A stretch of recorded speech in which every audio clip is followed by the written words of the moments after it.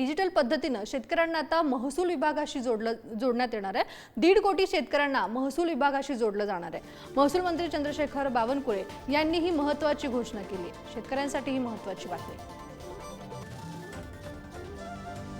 माननीय देवेंद्रजी फडणवीस साहेबांचा नेहमीचाच आग्रह आहे की या राज्यातल्या संपूर्ण शासकीय व्यवस्था या जनतेशी जोडल्या गेल्या पाहिजे। तर आम्ही महसूल खात्यातल्या एक डिजिटल यंत्रणा आम्ही तयार करतोय। 1 मे महाराष्ट्र दिनाच्या दिवशी आम्ही याचा एक सुरुवात करतोय, पण 30 मे पर्यंत जे महिनाभर लागेल, 30 मे पर्यंत ॲग्रीस्टॅकमध्ये आम्ही 1 कोटी शेतकऱ्यांना जोडलेला आहे। जे 1 कोटी जे शेतकरी आहेत त्यांना ॲग्रीस्टॅक म्हणजे संपूर्ण सरकारी योजना केंद्र राज्याच्या एका युनिक आयडीवर शेतकऱ्यांना मिळणार आहे।